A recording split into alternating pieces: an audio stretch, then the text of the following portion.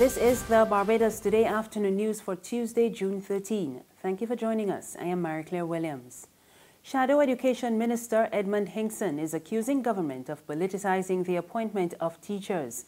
Last week, government announced the appointment of 141 primary school educators. Hinkson says the appointments are over 3 years overdue since Education Minister Ronald Jones promised them in an address to the Barbados Union of Teachers Annual General Conference in April 2014. He also criticized the handing over of the letters at a ceremony at which Jones spoke and his Parliamentary Secretary Harry Husbands was present. Hinkson argues that the appointment letters should have been delivered to the educators by mail, as is the custom. The Barbados Labour Party has congratulated the teachers on their appointment. However, Hinkson says the party is looking forward to all other eligible temporarily employed teachers being appointed in the near future. In other news, this afternoon, the Executive Director of the Barbados Renewable Energy Association, Misha Clark, is raising concern about the effects of the 2% levy on foreign exchange will have on the services sector. The measure, which was announced by Finance Minister Chris Sinclair in this year's budget, is set to take effect on July 1st. But Clark says the renewable energy sector will be especially hard hit. I'm talking about my energy installers, I'm talking about my energy engineers, I'm talking about my energy consultants who do work across the region, inside and outside of Barbados, stand to be significantly negatively impacted by this added 2% commission. On top of the 2% commission, we have the National Social Responsibility Levy at an increased 10%. It therefore drives up the cost for any average Barbadian seeking to integrate a system within their household.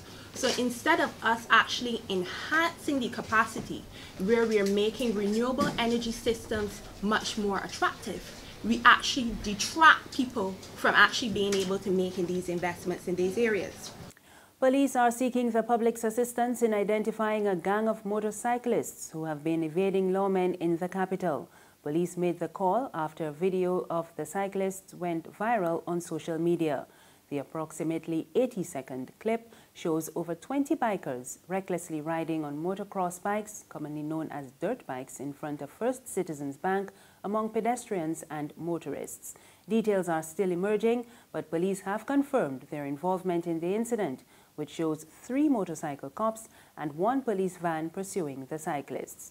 Police spokesman Roland Cobbler told Barbados Today that the lawmen are actively pursuing the matter and anyone who can provide information to assist them in identifying the individuals should call the nearest police station. Entertainer Anton Williams is telling the public that a cancer diagnosis is not a death sentence. Williams was recently diagnosed with stage 4 colon cancer, and he is now seeking to raise awareness of the disease. He says it has been a trying time since his diagnosis, but he will not give up. And he says he wants other people to know that it is not the end of the road. On learning that I was diagnosed with stage 4, a lot of people say, well, you're going to die now. That's it. That doesn't necessarily mean that. Stage 4 doesn't mean you're going to die. You can die at any point. Doesn't matter what stage the cancer is at. Stage 4 simply means that it has moved from one part, from the original location, and it has spread to another part of the body. That's all it means. Yeah. Yes? As a matter of fact, and this is not, you don't necessarily have to report this. My dietitian said to me, more often than not, cancer patients do not die from cancer. They die from stress and malnutrition.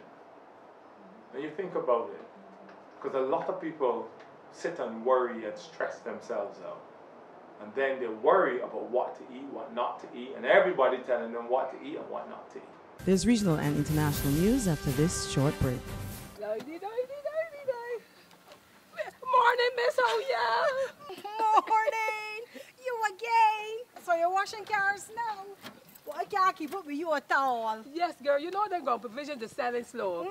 And I don't sell nation newspapers at all because them don't sell. So I washing cars now. I like to get up before 8:30 because I can't take the hot sun. You want the car wash? No, not today. It clean. But you're going in very early though? Yeah, I just going early so I can read the Barbados Today online before work starts. Right. But you can still let me clean the window for the $2. At least it's still cheaper than the nation newspaper. All right. I got a special boo here that I got it shining. Thank you. Enjoy your day here. You too. All right. What that paper is? She can see clearly when the dirt is gone. The Barbados Today, news you can trust. Thank you for staying with us. In news from the region, the former chairman of Guyana's Private Sector Commission, Captain Gerald Gavaya, is identifying job creation as the single greatest challenge for the country. Captain Gavaya says this is contributing to the high migration rates. We get more from HGP Nightly News. We have thousands of young people graduating from the University of Guyana every year. And they're searching for jobs and they can't find them and they're leaving Guyana. Captain Gavaya at the PSC's 25th Annual General Meeting. Captain Gavaya stated that investors should be creating jobs that are suitable for the university graduates. But since this is not happening as it should, the younger generation are voting with their feet. And we're not only talking about jobs, we're talking about proper paying jobs, where these young people could in fact buy a house, buy a car, have their families, go on vacation, and that they could really have a vision of their life in Guyana for the next 20, 30, 40 years. A lot of our young people, every day I looked out of my window at Juke Lodge, I see 500 young people lined up in front of the U.S. Embassy, looking for a better life. According to the former PSC chairman, all leaders in Guyana, from the political, religious, and private sector, should work very hard to create, enhance, and foster both local and foreign investor confidence so that these jobs can be created. And finally, on the international scene, North Korea has released Otto Warmbier, a U.S. university student who has been held captive there since January last year. U.S. Secretary of State Rex Tillerson says Warmbier is now on his way back home. Tillerson added that the State Department is continuing to discuss the situation of 3 other detained Americans in North Korea. The release comes as the former basketball star Dennis Rodman is visiting that country. A senior official says Washington did not authorize Rodman's trip. That's news this afternoon. You can get more on our website, www.barbadostoday.bb. You can also subscribe to our e-paper, email updates, and like us on Facebook. You can find us on Izumi Media in bus terminals and on Screenplay at supermarkets and gas stations near you.